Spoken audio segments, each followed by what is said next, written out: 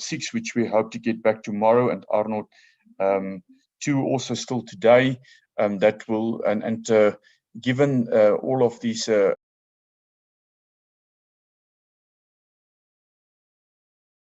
indicate in terms of the projection for load shedding for Sunday, and then also attempt going into the coming week.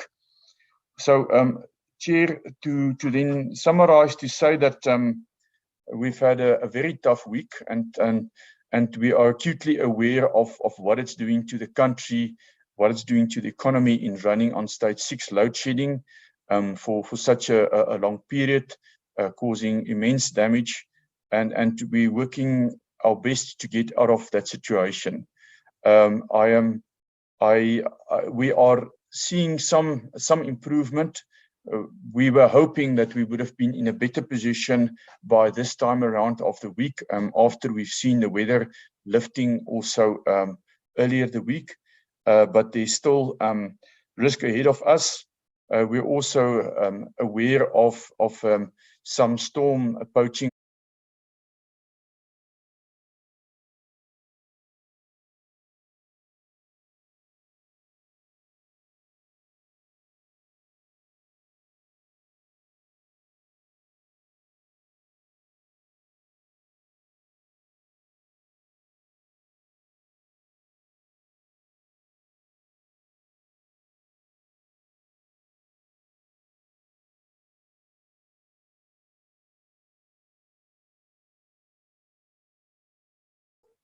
Thank you, Thomas, very kindly for that. Not so good forecast or weather situation in the energy space. Thomas, just before I ask Rudy to give us his broad stroke, do you perhaps just want to reiterate one element that this debate in the public in the week around stage 8? Do you just want to give a reflection on that, if you could, please, Thomas? Just a line or two on that, please, if possible. Thank you. So yes, as indicated, and Ms. Isabel Fick from Transmission and System Operations side has also indicated that in an earlier media briefing, that we are just updating also our schedules for higher stages of load shedding. We obviously from our side is attempting every means of not reverting towards that stages. I must say that we were close to that earlier this week, and you know, it is finely balanced in terms of a number of factors, and therefore we need to manage it closely. At this stage, we don't foresee to go to stage 8, but we need to be also being responsible and ensure that those schedules are clear. That if the situation forces us there, one must always remember that increasing a stage of load shedding is again with the intentions to make sure that we do keep the demand and supply matched and keep the system stable, and therefore it will be irresponsible not to actually do that preparation work. Thanks, Michael. Thank you, Thomas. Very helpful indeed. And indeed, William Horn has already kicked the ball off in the Q&A section. So please feel free, the colleagues from the media. Mr. Rudy Dix, the energy action plan of the week by the week forward, and your thoughts on where we are there. Please, Rudy, over to you. Thank you. Thanks, Mike. Thanks, Thomas, for that also. Maybe just before I kick off on some of the more interesting stuff that has happened during the course of the week and what we're looking forward for the rest of the week, I had noticed that there was perhaps a miscommunication last week on the issue related to the transmission license. Now, remember, the transmission license has not been issued, and I thought I had made that very clear, that what has happened is that there's a licensing application process that Eskom has embarked on, and particularly the National Transmission Company that has been established. That National Transmission Company, for it to be operational, has to apply for its license or licenses in this case. Now, what has happened during the course of the previous week was that NERSA has given the go-ahead for public consultation on the licensing application. So the license has not been issued yet, but it is on the public consultation on the license. So for every licensee, there is a public consultation process that inputs are brought back to the regulator. The regulator then makes a final decision on the license application by the licensee, which is the National Transmission Company, and thereafter a license is either given or not. Now, we're still within that time frame. That is going to be by the end of March. So I just wanted to clarify that there's no license that has been issued yet. The licensing application process is being considered, and this is part of the licensee arrangement and the requirements that are going forward. But some interesting stuff that has happened during the course of the week. I thought perhaps the most important part, Michael, has been the debt relief for Eskom, which is an important and significant component for Thomas and the team, the senior executives and others, to be able to ensure that they are, part of it is to ensure that they're able to spend more time and focus on the Eskom recovery plan. This also includes, of course, this is 254 billion rand, which includes a direct over of 70 billion rand. And again, the debt relief has always been a crucial part of the action plan. This is important for us to be able to see much needed investment in maintenance and existing generation, but also for the new investment in transmission, because this is going to be quite critical. As I indicated last week, part of the transmission development plan, Eskom Transmission is in the process of planning to build 2,890 kilometers of new high voltage lines and 60 transformers to ensure that they are able to deal with the grid constraint. Now, that requires about 72 billion rand of investment by 2027, and the debt relief in itself is quite an important part of ensuring that Eskom has the ability to be able to fund those important investments decision going forward. I must say, and I think the minister was at great pains to explain, and if you go through the budget review documents, this debt relief does not come easy. It's not a free lunch, as one would say, but it comes with a whole set of conditions. Those conditions will be determined by an independent assessment that will be conducted by Eskom and the by National Treasury. And this would provide specific sets of conditions and recommendations on meeting certain requirements for the entire debt relief package to be fulfilled. And this is going to be quite important that, there is significant performance. There's certain conditions that have to be met to be able to do that.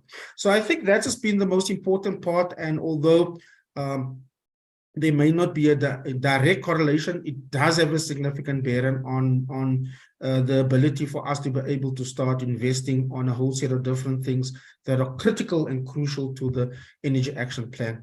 I thought also the second component was the fiscal support measures, particularly the tax incentives to business and households.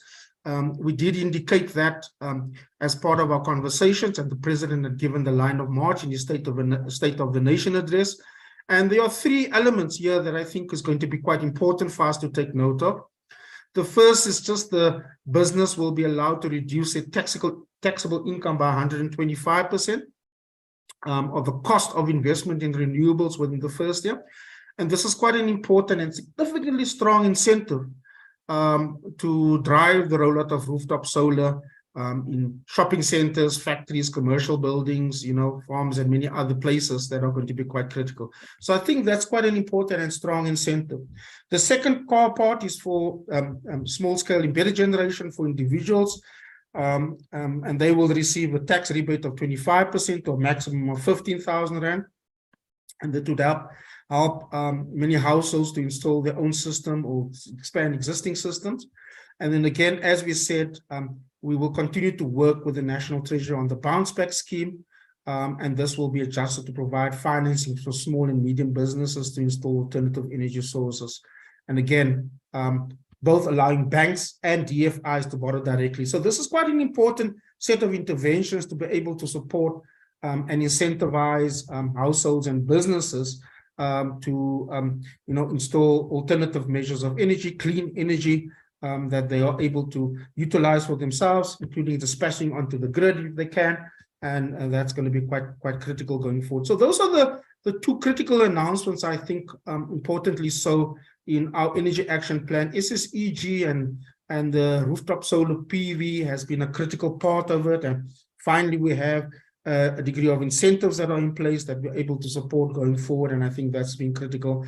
We're hoping that there's going to be quite a significant uptake of this, and that we'll see this kind of demand side measure helping Thomas and his team in Eskom to lower the demand on households, lower the demand from households and from businesses. We last week gave an update on the standard offer and the emergency procurement. Just over 400 megawatts of that is being contracted into. That will happen immediately. I've been told that the finalization of this would be later today, and that would be immediately put onto the grid. And I think that's quite important, that those additional megawatts are able to come onto the grid as a matter of urgency. There are others that are currently being considered, and again, contractual negotiations would happen. I can't distinguish between, until we can't give you any details around which parties, until of course the contracts have been signed and concluded, and I've been told that this would happen today. So just a quick update on that as well, Michael. And then of course the big one on the RFP battery storage. We've been able to, as I've also indicated last week, this is for 513 megawatt of new capacity. This is quite an important part of the integrated resource plan in getting this IRP out, and to ensure that we do have a program around battery storage.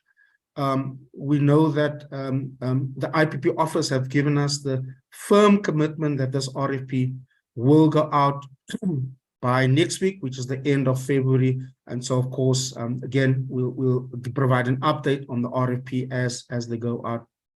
We're also just finalizing the RFP for bid window 7. And bid window 7 is will in our view we estimated to procure 5,000 megawatts of wind and solar. There are of course several options to be able to ensure that we design bid window 7 to address the constraints that were in bid window 6. We are engaging both between the IPP and Eskom, and ourselves in NECOM are engaging on how best we do this, so that we're able to maximize and not sit with a situation where you only have a limited number of bidders that we are able to conclude and sign. This is going to be an important area. There are options being considered, and these will be announced as soon as we announce bid window 7.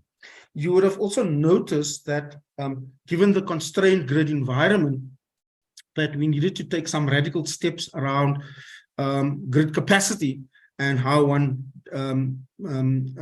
deals with this constrained environment.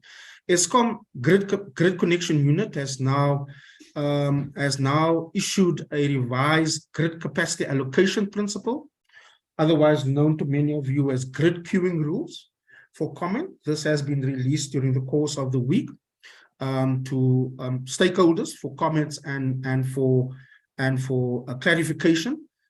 We of course have never had to do this, but this has been in a situation where where we needed to ensure that where there are grid capacity allocated, it is not sterilized, right? It is not held by either a private sector embedded generator or an IPP, and the build is years away.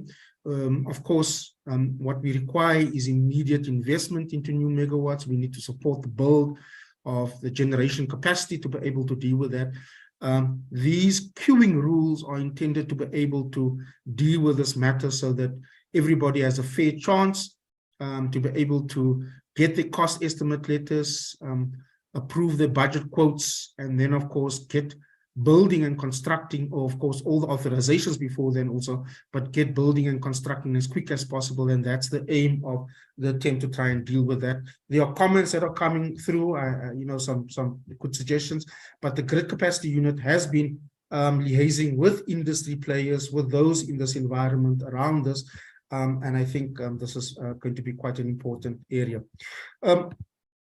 Lastly, Michael, we have also just with the IPP office worked on an estimated surplus capacity from existing IPPs. And this is from existing IPPs that have now received, that have already closed and have already placed their megawatts onto the grid or dispatched their megawatts onto the grid. This is between the 1, 2, 3, and 4. And there we've been able to estimate about 64 megawatts of available capacity that we can contract in. And this is from those previous bid windows. We don't require additional grid strengthening. This is from where there is already a PV or wind or any other form of technology that has been invested on in terms of the bid windows that have been developed over the last 12 years. And where there's surplus capacity that is going to be contracted in, IPP has identified that Eskom would have to enter into contracting around that. Price would probably be much less. You wouldn't have to pay for the initial capex and investment costs. What you are paying for is only for the energy usage, and I think this is quite important. So just a quick update. Well, not a quick one, but this is where we stand with regard to many of the areas that we've identified, and I think the biggest plus has been the relief for Eskom, and of course the SSEG interventions from a fiscal standpoint, and of course very close to closing on the standard offer and the emergency generation program that Eskom has introduced, and that's 400 megawatts, apologies, that could get onto the grid as quickly as possible. Thank you so much, Michael, and I hope that helped give a sense of where we are by the end of this week, okay? Rudy, I think that your opening remark, members of the media, from Mr. Dix helps give a sense of why these meetings on a weekly basis are so important, because now we've had that quick iteration to refine the matter on the transmission, and you guys have a chance to ask questions, and we don't allow a thing to hang without any sense of clarity. So I think, thank you very much, Rudy. Thank you, Thomas. We've already got a number of questions, one of which I'll field quickly. And I do hope colleagues are then going to use this opportunity then for these kinds of interactions to pick up some of the gaps that may be there from initial responses. So here we start off with one good example, and I would imagine, Thomas, this is for you. Mr. Horn is asking, Netwerk 24, I am trying to ascertain what's going on with the more than 7,000 megawatts load shedding some evenings. Is it possible that energy saving is influenced by higher than expected energy usage, which means that the application of stage 6 load shedding, as promised, just coincidentally results in higher savings? Or is it in fact a case of load shedding creep, where the system operator is effectively implementing load shedding, is implementing stage 7 without communicating it, okay? And that'll come a bit later again, Thomas. Carol Payton from News 24, in effect, have we not been at stage 8 because Eskom has been shedding over 7,000 megawatts? Is this because of additional curtailment? So a similar caveat to what the previous colleague was asking. How did Eskom manage to move into stage 7 or 8 without formally declaring it? It says Terence Creamer.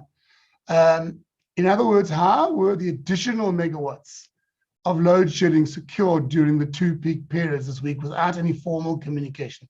And then secondly, he would like to know, is it correct that the new load shedding framework allows for the regime up to stage 16? And what would stage 16 look like, Tomas?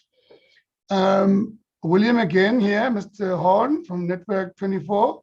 Who was in charge of setting up the requirements of the debt relief being paid to Eskom as set out in Workstream 3? Thomas, Rudy, you might handle that one, but colleagues, just to say, and Rudy, you might top me up on William's question here, but folks, it was a bit of a short lead time for me.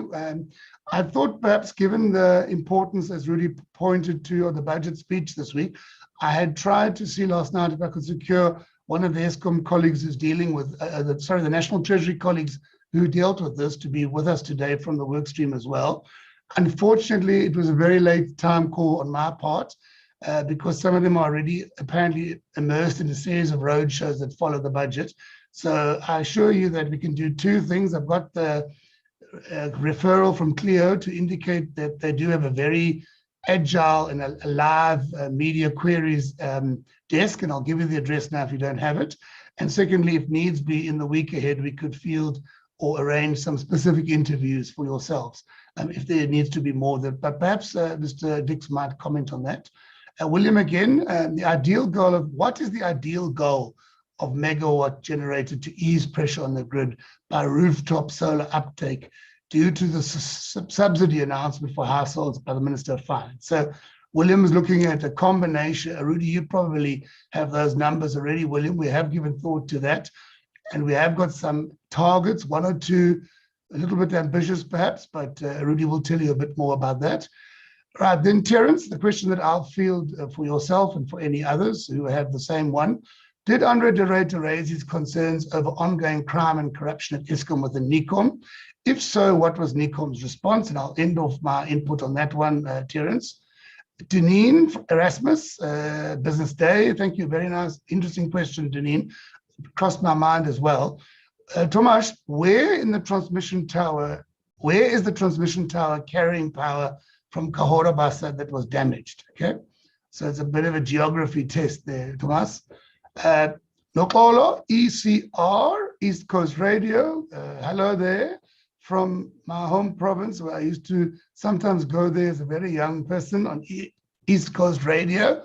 Nokolo, regarding Eskom debt relief, Finance Minister indicated that customers should be prepared to pay for electricity upfront.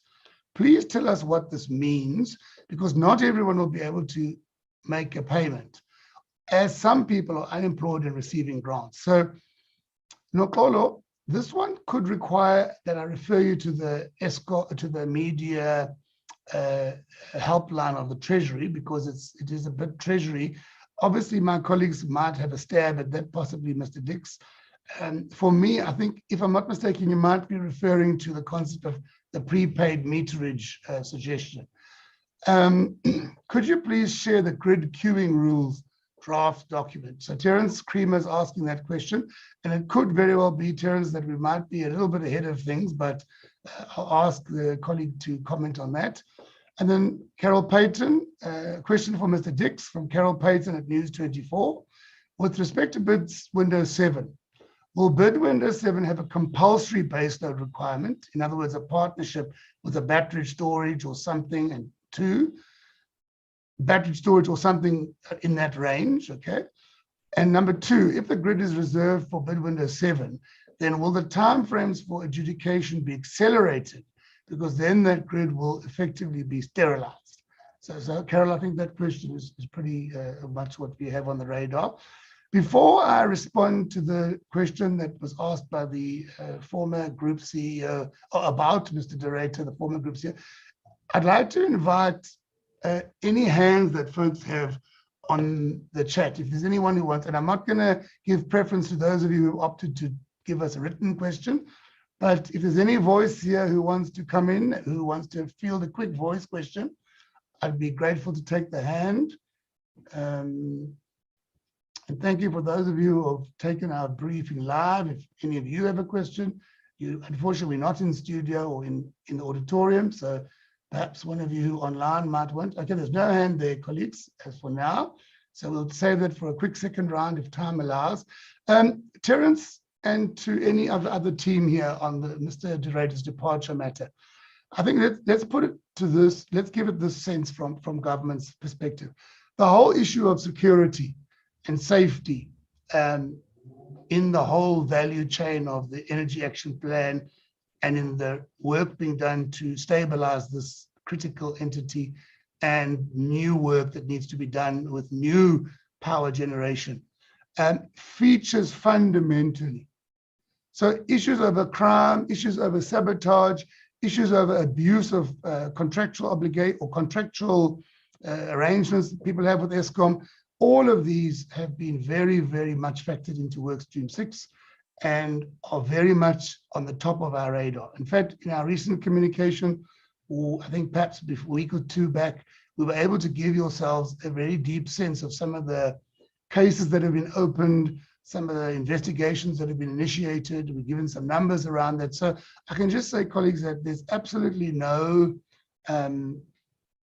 gap in the line of sight from particularly workstream 6, Rudy, I hope I'm correct, as well as the JCPS cluster of government on this matter. Mr. Director raising the concerns of the crime in NICOM, I mean, certainly something I would comment on, because I certainly as a NICOM member have never had any of that information. And secondly, I mean, I think, Terence, in all fairness, the whole matter of crime by the leadership of Eskom has been put on the table, whether it caveats to some of those issues that Mr. Director raised in his exit interview on television or his interview there. I don't think I'd want to go there, but this matter firmly on our radar, making solid progress, and we will not stop until those of you out there who think that the energy chain, which is now causing havoc on our society, is up for criminal activity. Your days are numbered, because we cannot have our country destroyed like that. So that's the response there, Terence, and to anyone else who may have had a curiosity around that. But I'm going to ask, Rudy, I see you've put on your camera. Do you want to take the first series? I wanted to just add, I just wanted to add on your point, Mike, because I think it's quite important. So, I mean, in workstream 6, Terence, in the safety and security workstream, they've identified and developed an operational plan. Now, that work stream includes the security apparatus of Eskom in the conversations of identifying specific areas that require intervention. So, not Mr. Director himself, but Eskom on a regular basis have raised these issues in the relevant work stream, and that work stream 6 that sits with the whole JCPS. And I think it's quite important that these matters have been or are being dealt with. And as Michael had said, there are specific areas where this information, or where there are specific incidences that require, for example, the JCPS to deal with. This has been the case going forward. Others, of course, requires different sets of operations, from intelligence to investigation, to prosecution, to detection. So all these things are have been raised, to the extent that they have raised it with us. If there are anything else, we don't know. But these are the issues that have been dealt with through workstream 6. And of course, as we said last week, that workstream 6 and the police has allocated dedicated resources to be able to address fundamentally this. And this has been in place for some time right now. Thanks, Mike. Sorry, folks. Thank you, Rudy. And perhaps, colleagues, at a future session, maybe even next week, we can have a conversation in NICOM. Maybe if it's of interest to yourselves, we could bring one of the workstream members into the discussion as well. And also, I've also been made alive to not only our friends at the newsroom, our friends at ENC, I think it is, but also at newsroom. Greetings to the viewers.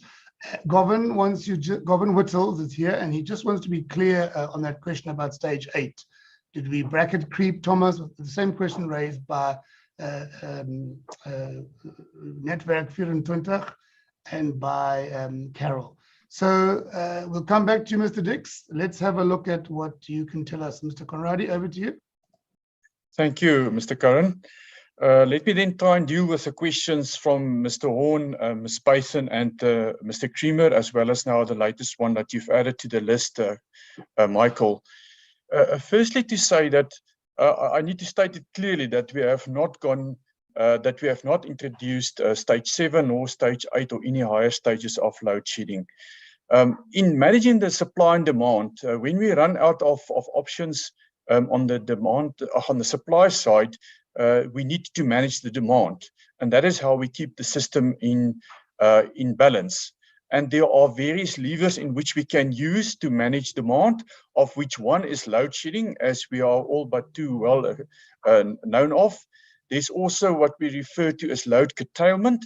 That's where we've got specific contracts with some of our larger industrial customers, where we then have contracts with them that we can, when load curtailment is introduced, we can then also shed them from a certain time period, and that can actually run indefinitely until the point that we then lift that curtailment.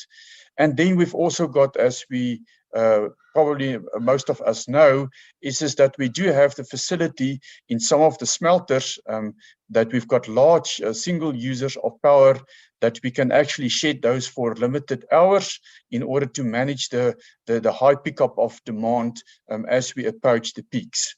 With that said, we have introduced only up to stage 6 load shedding thus far. And yes, there might be some, we see some changes in demand patterns, in that we do see fairly high consumption when people do have power, and it's also because then all devices and utilities are running, and you see higher demand for that period. It is not an exact science in the sense that the load shedding works on specific blocks of demand of customers that get switched off, being municipalities or different areas. And depending on what is the demand in that specific area, that is what is being gained. But as we've indicated previously, it's give or take in the order of 1,000 megawatts that we do get per stage of load shedding. And that is how it has been designed. So when we have seen higher than the 6,000 load shedding, we have earlier this week have also introduced at some stages a load curtailment, where we've introduced stage 4 load curtailment, and that typically also can give us up to about 1,000 megawatts, again depending on what are the actual demand of those customers when we implement that. So I can clearly state it here that we've not had creep or a load shedding band creep in any way, or that we have introduced higher stages of load shedding without notifying the public in terms of that. In terms of the question, in terms of the load shedding framework for higher stages and even up to stage 16, one must acknowledge here that the actual document NRS 048-9, which is the document that governs and deal with load shedding and how it gets applied. There's a work group working on that, which is not only Eskom, but also industry reviewing and updating that document. And as I've alluded to earlier, the responsible thing is to make sure that this document do cater for higher stages of load shedding, and that those schedules are being developed up front, that we got a more systematic approach if we require it, and that we don't then need to jump around. The document is in draft, and it will take some quite time to finalize it, and then also to be adopted by NERSA. In terms of the Kahora Bassa line question that was asked by Deneen Erasmus from Business Day, just to inform you, for those that don't know, Kahora Bassa is the hydropower that we import from the Kahora Bassa scheme. So because of the distance, the power has been imported on 2 DC lines. So it's a bit different to what we are used to in having single transmission pylons where all 3 phases of the alternating current is being transported on. So you've got 2 DC lines that's running at some places kilometer or distance apart from each other. So it is a more simple line, meaning more easier to erect and repair. Unfortunately for us, that it will not take that long to repair it. So currently the 1 line is basically off, and therefore basically halving our imports from Kahora Bassa. The tower that's in question, the specific transmission tower, is located about 60 kilometers north of Pretoria. And that's where we've had this damage. I've not been here myself, nor I'm also dealing with information that has been shared with me from my transmission colleagues. I think that maybe I've dealt with most of the questions. Yeah, maybe just to also say, in terms of we are in discussions also with National Treasury. National Treasury has indicated to us the requirement that and also some of the requirements for the debt relief. And one of those is that we are engaging with a supplier that was appointed by National Treasury in order to have an in-depth analysis of our operations business. We've already been in discussion with them where they've put down to us the requirements in terms of all the information that they require, and we're in the process of also submitting that information. So we are giving our full cooperation from generation side also to work very closely with this supplier. In fact, we welcome that also to get their insights and their views on our business and where they believe we can do it differently or better in order to recover the situation. Chair, I think I will pause there to allow for other questions also. Thank you, Thomas. And then Rudy will come in. And while I will go to round 2 in a minute, but you can read so long, Thomas, if you have access to it. The additional question now from Deneen and from a newcomer called Paul. I'm not sure which house you are, Paul, Media House, but you can tell us. But over to you, Mr. Dix. Thank you, Mr. Karin. So just building on Thomas's point around the debt relief, asset and liability management deals with the debt relief, and the head of asset and liability is Dr. Duncan Peterson-Williams. So this is where it lies, and this is the work that we are doing, that they are doing. I am also just, very happy there is lots of coordination between the reform program of Eskom, because a lot of the reform programs of Eskom that Operation Vulindlela drives is quite critical for some of these conditions. And so, of course, there is a constant work and a strong partnership between ourselves at Operation Vulindlela and the asset and liability management team at National Treasury on ensuring that we're able to support Eskom, and these support measures are important in terms of ensuring reforms and the particular conditions that asset and liability management will set is going to happen. On Carol's question, Carol, yes. No, I think that what bid window 7 will do is for both wind and PV. I think it's important for balancing the system, and that's why it's quite critical that we need to find the spots on the grid where there is. I know the transmission chaps are looking at whether there are also opportunities on the coast. If there are, that may be the case. So it's expected that the bid would look at wind and PV again. Yes, and it's been a major concern for us, and I've raised this with you before, that the time it takes for a RFP for the preferred bidders to submit the bid documents, or bidders to submit the documents to a decision on preferred bidders, to decision on the contracting and the PPA and the guarantee and the IPP. It is absolutely not on that we spend 18 months to 2 years simply to do that. So we have had an engagement with the IPP office, but remember also there are 3 other counterparties that requires these things. It's an actual fact, the bidder itself, it's the National Treasury, and it's of course Eskom. And what we're hoping to do in the design of bid window 7 is to ensure that in the back end we are able to expedite and ensure that we get that cut down by many, many months. And I think this is the commitment as part of the conversation that we've had with the IPP office and with the counterparties that would have to assign, that we try and deal with it as quickly as possible. Or as you say, I mean, otherwise people who have to sit and go through cost estimate letters and budget quotes sit on that, and they're unable to continue without doing that. But bidders in the IPP program generally who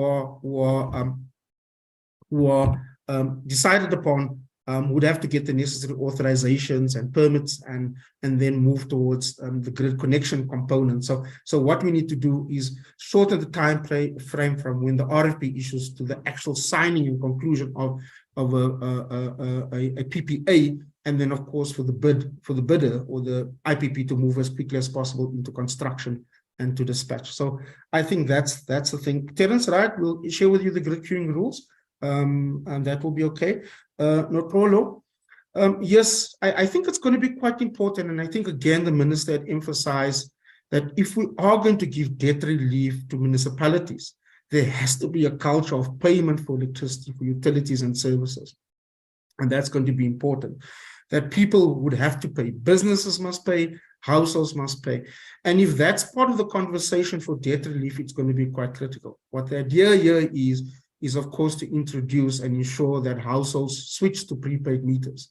Now, how do we deal with indigent households is precisely why we've introduced many years ago and need to ensure that it is implemented across municipalities is the free basic energy component. And that free basic energy component is quite an important contribution to support low-income households or indigent households where they're unable to afford to buy that. And again, the minimum is 50 kilowatts an hour. This is 50 kilowatts that is provided, sorry, not hour, 50 kilowatts that is provided as an FBE component. Some of it varies from municipality to municipality, depending on the level of indigency. You get up to 75 and others to 100. But it's important that where we introduce these conditions, that we continue to support low-income households and households that may not be able to afford electricity. But the principle of introducing prepaid meters is going to be an important area going forward. And I think that's going to be quite critical. And then Terence, we've answered that one on the NECOM one. Okay.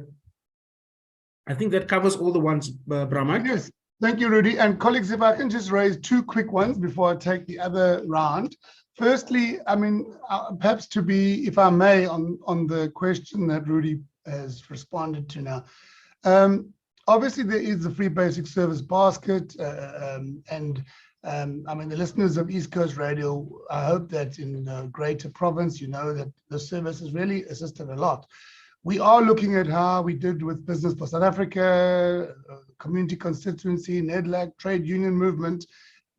You'll all remember how we were able to pull together around the vaccination initiative as well as the COVID. And it was because the media were very helpful in terms of partnering with us. We are trying to raise some resources to raise public understanding that it's very important to pay. And I mean, the point made, Nokolo, about it's difficult to pay for your services if you don't have a job or an income.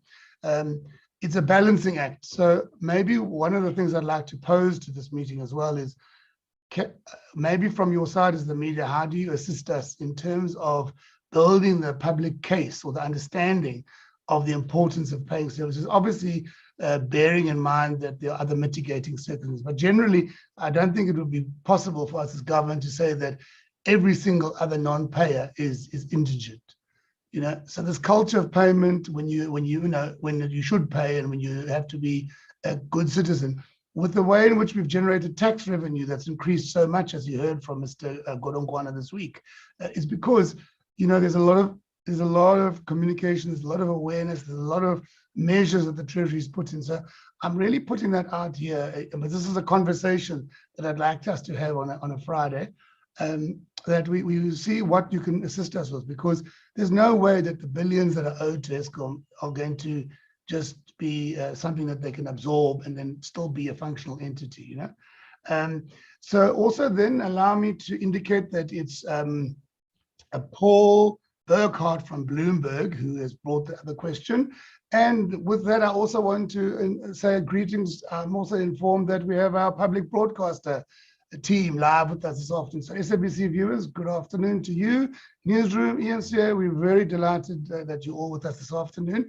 So there's two more questions then.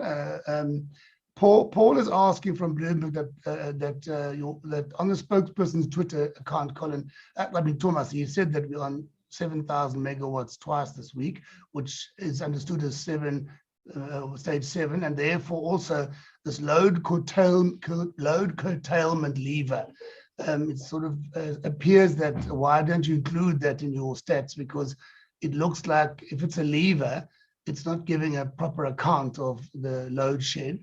And then Deneen asks a question, which I'm not sure, Rudy, if we have enough detail. You perhaps have a Workstream 6 report, but Deneen, if not, we can we can definitely find a way to respond to that. What follow-up has been on the 45 individuals recommended for criminal investigation in Parliament's inquiry into Eskom report and the Zondo Commission report? So we know of those 45, and some of them recently arrested in other activities there. And then before I take the hand over to the two gentlemen, I'll take one hand. Mr. Horn you've been a very busy bee this afternoon. Thank you, William, for your enthusiasm, but your hand is up, and let's give you an opportunity to field your question either by voice or any other technique at your availability. William, let's hear from you.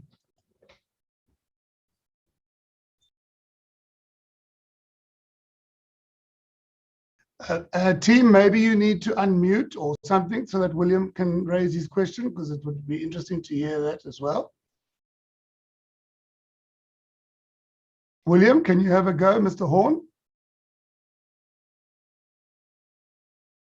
Okay, let's not tarry. William, perhaps you'll have to resort to your Q&A box, but we'll work on it while Thomas and Rudy field those new questions or comments. Let's give you an opportunity then to type it in the chat, and we'll come back to you if possible. I know that Mr.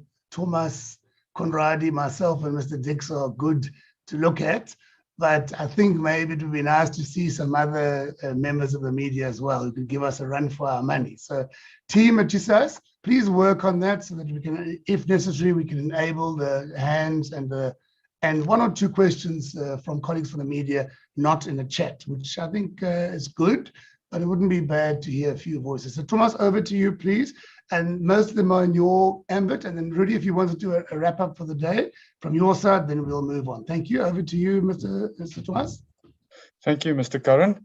On the question from Mr. Burkhardt from Bloomberg, as I've alluded to earlier in the feedback also, that the 7,000 megawatts that was indicated is a combination between the stage 6 load shedding that we've incurred and then also the load curtailment. As I've indicated, there are a number of different levers that we can apply in terms of demand management, and not to confuse, we are not communicating on all of those at all time. So I think in terms of what has been stated in the tweet, it was a combination between that of the stage 6 load shedding at that stage, combined with the load curtailment that we've implemented. To just touch on the question also of Ms. Deneen Erasmus, just to say that these are there are a number of investigations that's currently on the go in Eskom, and for obvious reasons, those investigations are done in confidence in order to make sure that we can capture all the information and that we do have proper cases in Eskom before those will be considered to then take further action on that. In some cases, there have been some cases action taken, but one needs to allow the process also to for these investigations to be concluded in order to be determining if there are prima facie cases to take against any individuals in the organization. But certainly working closely also with the authorities in terms of conducting those investigations. Let me conclude there. Thank you, Mr. Curran. Thomas, thank you very much, and thank you for your availability for us today as well. And on that one, I'll just indicate perhaps what we can do there, colleagues, is we can have a chat. I'll ask the team of GSAS who works with Mr. Dix's team and with Mr. Conradi and Dato's team and Sikonati at Eskom. Maybe we could have a little insert on the progress on JSE's issues. Like Thomas says, colleagues, you all know in the media that sometimes when we go up public, we go, etc., it can cause the case to be compromised. So we are always, as communicators, we always want to give you the news because you are our partner. But sometimes our JCPS colleagues have to pull us back a bit and remind us that sometimes communicating can be a risk. I'm sure you all know that as senior journalists. So please note, we'll keep that on our radar. Mr. David Jacobs and his team from my side who work on this. We'll keep it on our radar and speak to Rudy and see if the bright point can come. We've got very capable colleagues. We've got Calais at Eskom. We've got a range of senior leadership from the JCPS cluster. I'm confident that at a point we can invite them to come and give us a synopsis, Deneen and others. The last question what William was going to raise was a simple one, that this report that Mr. Director gave of the 3 gas, the proposal to convert power stations to gas. Now, Rudy, I don't recall that being something that I'm aware of, but obviously you would have a better insight. So perhaps if you could just field that final question for the day, please, Mr. Dix. No, this is not part of the NECOM conversations, but this is part of the just energy transition conversations. And remember, Eskom has a just energy transition unit that's there. They're looking at a number of options, including specifically as we decommission for those plants that are being decommissioned on repurposing. And I think this is quite important. So very much similar to what we did at Komati on repurposing. There are options being considered as part of this conversation as to what happens for the next set of plants that would have to, of course, have run their life, right? If there's, again, this is important. So these are not part of the energy action plan. This is part of the overall conversation that we're having on the just energy transition. And if William, I think it would be useful for you to go into the just energy transition investment plan that we launched last year that is currently being under consultation. And you'll see some of the options that are being considered around repurposing, including some of the options that you've suggested right now. But these are all considerations that we would have to look at. Komati has showed us a way of some form of repurposing with investment in PV.